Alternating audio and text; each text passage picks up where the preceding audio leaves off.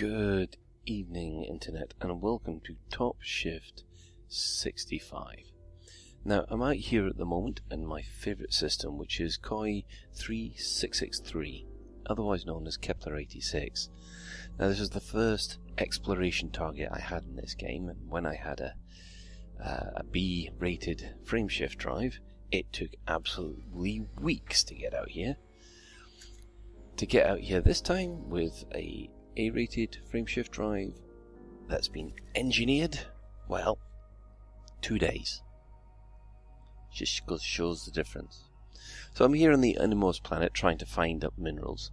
There does seem to be a little bit of a interesting little issue with some of the texture mapping on this, which we'll probably see in a bit. But I just wanted to show you this planet here. Now this planet here is Kepler 86b, or PH2. Now this was the first planet discovered by the Kepler program, which was in the Goldilocks zone around a star. And there was... They knew it was going to be a gas giant. They actually calculated the mass. However, there were theories that the gas giant might actually have a life-supporting moon orbiting around it, a bit like Yavin 4. However, that was not to be. I think they detected the fact there should have been a wobble on the gas giant, and it never occurred. So thus there's no moon. But I had to come out and look.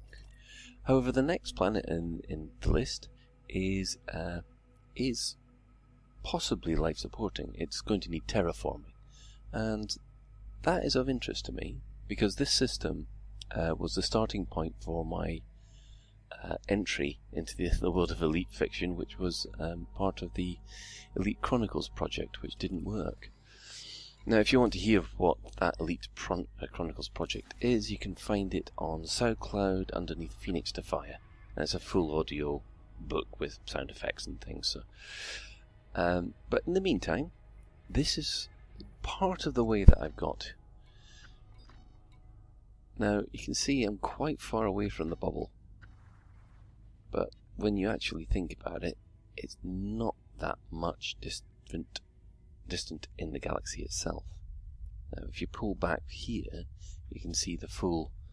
Well, it's a stone's throw compared to the rest of the galaxy, isn't it? And, ironically, there are now 2 places in the galaxy where you can go to, and you will be welcome.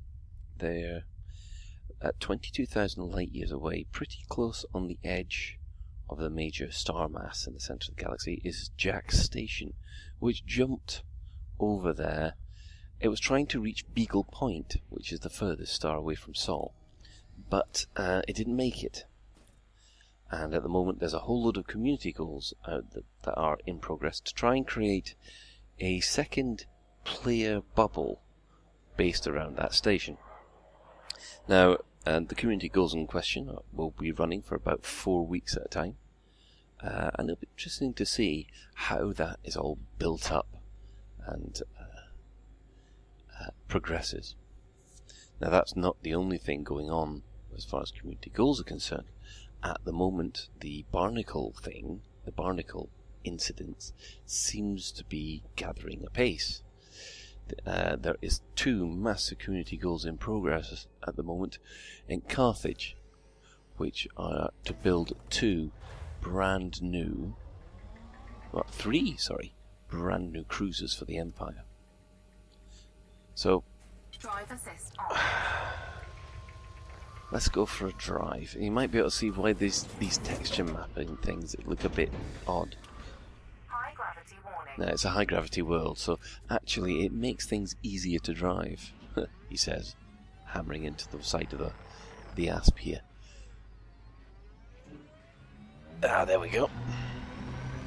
So as you can see, a lot of these rocks seem to be hovering about a couple of centimetres above the ground.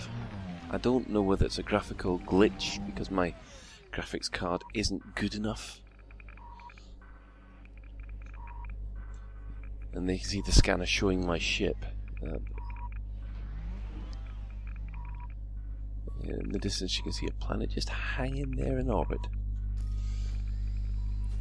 Now, one of the problems that I do have is that I did have a bounty put against me. It's a bit of a pain. I mean, that's a rocky world, isn't it? Yeah. So, the best chance I've got of finding materials actually on this planet.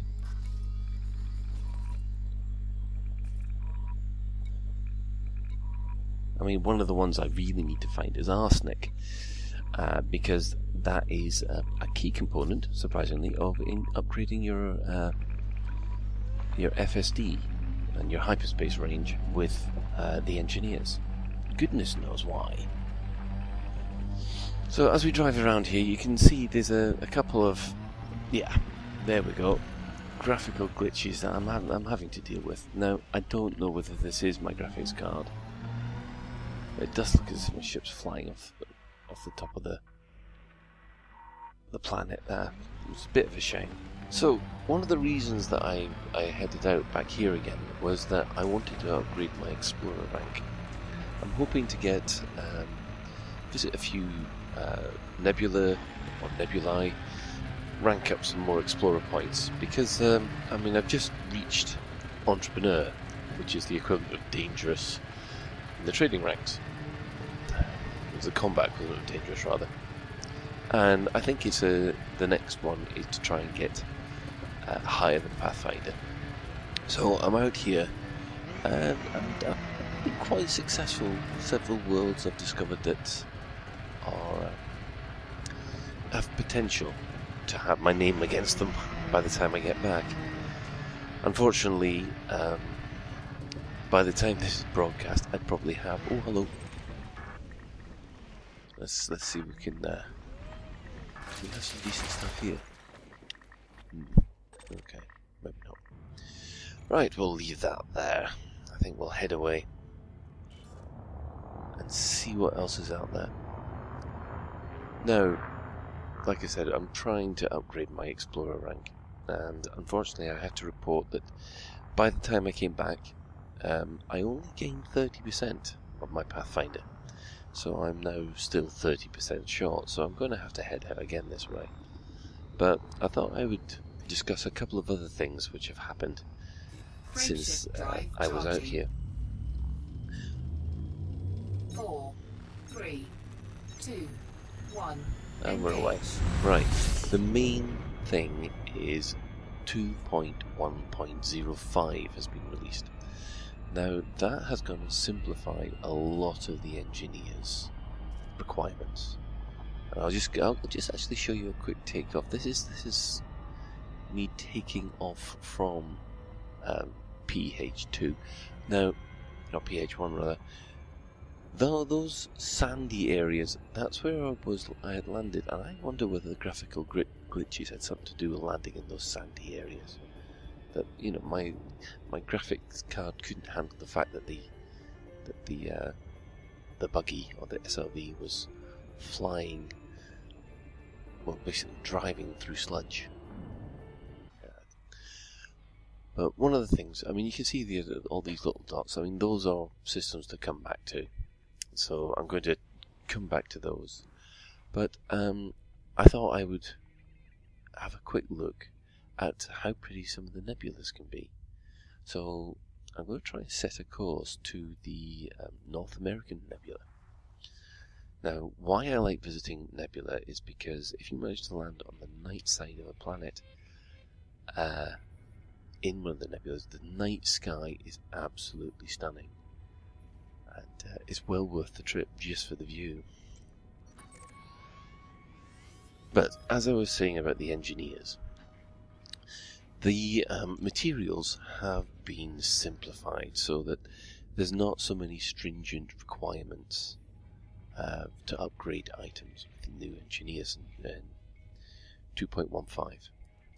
And the other bit of good news is that they have gone and modified the discovery scanners. Now that means that when you scan a planet, it will actually list underneath its details on the system map screen. It will list the percentage of finding various minerals there. So if you are, say, after arsenic, then if you see a planet with arsenic 25%, that means normally 1 in 4 rocks that you hit will have at least some version of arsenic in it, which, in my opinion, is needed. Half of the problem that was with the engineer is you never knew where to find the bits that you were after, and you could be going around hundreds of different planets and not being able to find one because, you know, it never would have been there in the first place. So that looks like a good target there, so we will, yes, we'll head in that direction.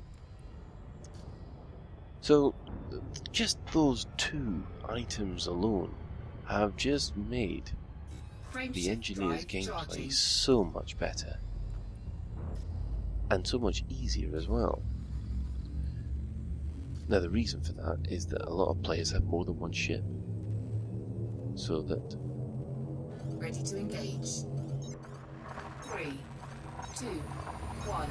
Engage. So that, for instance, in my T9 or my newly acquired Furlance, I will be able to quickly upgrade the FSDs or guns using these new materials. But give this a honk, scoop and jump. See what's out here. Oh. Not too bad.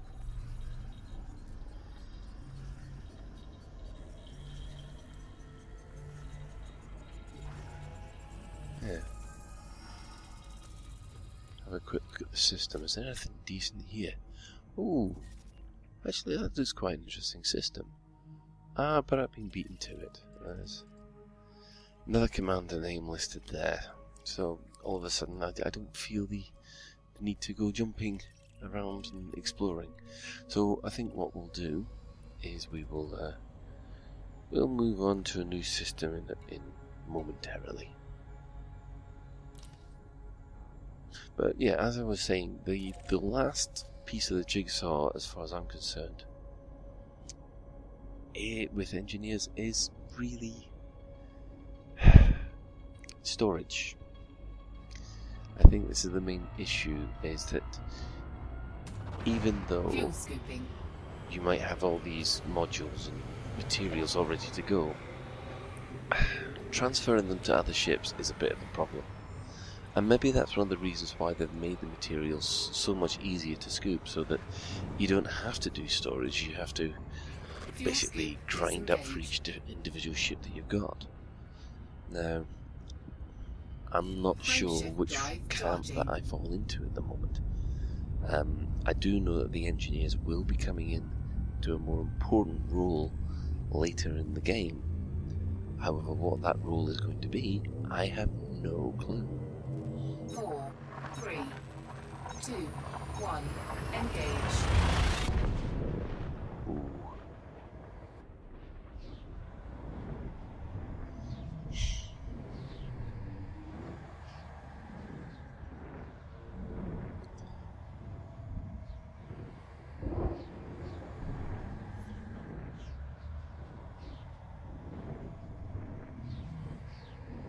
Whoa.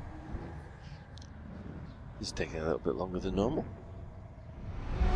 Ooh, that's a bit wrong. Oh, hang on, my controls aren't responding. What the hell's happening? Oh dear, hang on. Warning, temperature critical. Ooh, can I get out of this one, I wonder? Well, that was a little bit too close for comfort. I actually had to use one of my very few heat sinks to get out of that one. And yeah, it just goes to show you've got to pay attention. Sometimes it's far too easy just to slip into slip in off the keyboard. You've got a different window selected, and then when you click back on, oh good grief, still nothing here. That might be interesting though. We might land on that one because we're right in the middle of the of a nebula, and it might be quite pretty. So, one of the other things that has been happening lately, well, of course, there was Lavecon. Lavecon 2016, where a lot of the elite community comes together, and I must admit, a good time was had by all.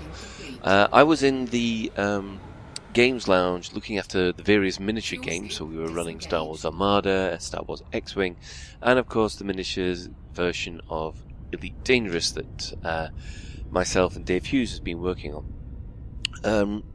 The good news is we actually had a full test scenario of the RPG and the miniatures game, and they both managed to integrate a lot more successfully, a lot more smoothly than I thought it would.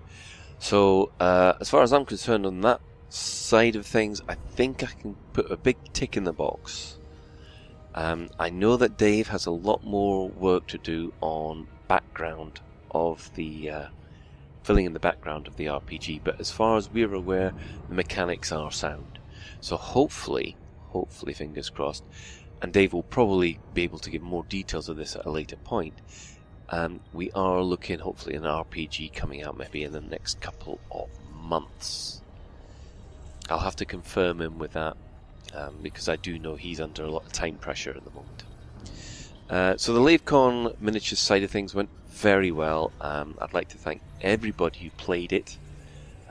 You guys know who you were, you made it special. Same with Star Wars Armada. Now, if you think that Star Wars X-Wing can be the equivalent of drafts, Star Wars Armada, which is the big capital ships, that's the equivalent of playing, as I've said before, 3D chess against Mr. Spock. It is a brain melter, but fun.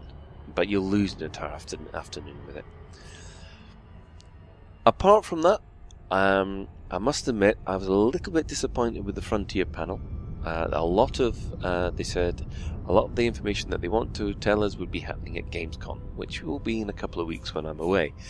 However, fair props must be done to the community team and to the developers who came down, who, apart from that one bit of disappointing news, the rest of them made such a good effort. How shall I put this? Edward Lewis, the community manager, in a game show type wig, doing an open the box type game, was absolutely hilarious. And fair play to him, because it was one of the highlights of the whole con. Oh, apart from that, and Dockers. As anybody who's aware of Dockers, we all had a good laugh at Crash's expense, and he had to say the filthiest things. You can find most of these things on the Lave Radio Twitch stream. All of them have been kind of stored as a catch up. And although I wasn't able to stay for the Lave Radio panel, it did go down very well down. It went down very well, and I must admit, fair play to Alan and Karen, who pulled and organised the whole thing. And mostly it was Karen, but I'm hoping to be there for next year as well. Now, one of the major things that have been happening lately in Elite Dangerous has been revolved around unknown artifacts. Now, there are 3 types of unknown artifact at the moment. We have the initial unknown artifact, which is what is normally used to disable stations at the moment. There's this thing called UA bombing, which, if you don't like a station, you can actually drop a whole load of these unknown artifacts off at that station, and the station will begin to shut down. There's the second one, which is the Barnacles. At the moment, a lot of tension seems to be happening between the Federation, who is blockading those Barnacles, and also the Empire, which are now starting to investigate the Barnacles. They want to investigate the meta alloys that these Barnacles produce, and they're now sending out warships to the same Barnacle locations. So things between the Federation and the Empire seems to be gathering a place. However, the major discovery that's happened lately is with the unknown probe. Now, these are different from the unknown artifact. One member of the Canon Research Group captured one of these probes, scanned it with a discovery scanner, and it shut his ship down and emitted a unique sound. Now, this person, in a stroke of genius, took that unique sound and ran it through a spectral analyzer, and it showed some kind of map, very similar in tone to, oh hang on, look at that nebula. Now how you can, that looks as if I'm on another planet, which is great. So there we are, there's the Sanctimonious landed. But yeah, the map, or the key generated by the spectral analysis, does show what looks like a map very similar to what we've put on the side of Voyager before we all sent it out. So that has got everybody wondering a frenzy, and there's been a little bit more concern about these barnacles. Are we actually over-harvesting, and are we bringing trouble onto ourselves? Well, these questions will have to be answered in a future Top Shift. So thanks for joining me, and good night.